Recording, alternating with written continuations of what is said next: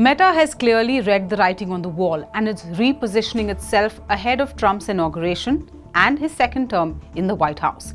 It's reversing its fact-check feature, where third-party fact-checkers flagged misleading or controversial posts.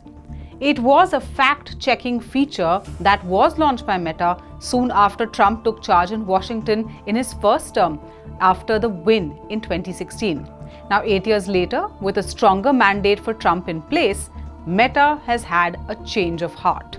Meta boss Mark Zuckerberg called it a return to our roots on free expression. And we've reached a point where it's just too many mistakes and too much censorship.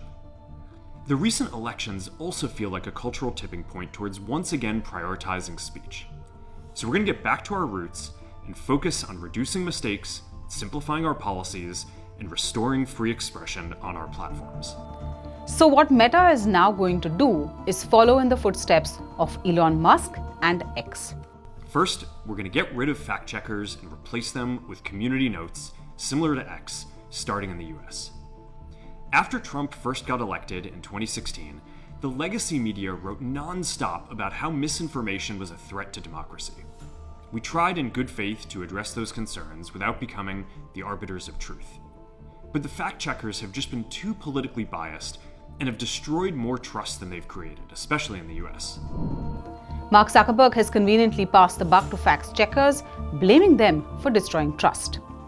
Trump has long blamed social media platforms like Meta of harboring a bias against right-wing and conservative voices. What Meta had called moderation, Trump and his supporters called censorship. Meta owns social media platforms like Facebook, Instagram, and WhatsApp.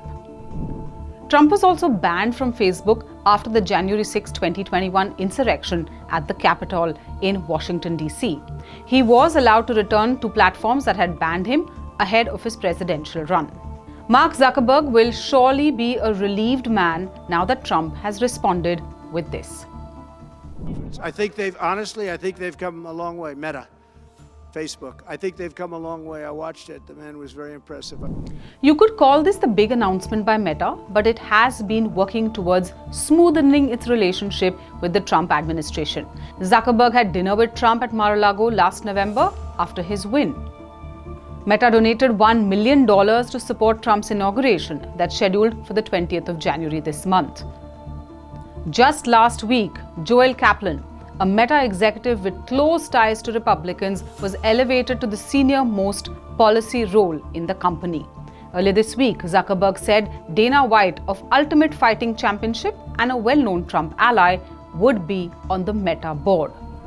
And Zuckerberg also announced he's moving Meta's trust and safety teams overseeing content policies and review content out of California to Texas and other cities in the US.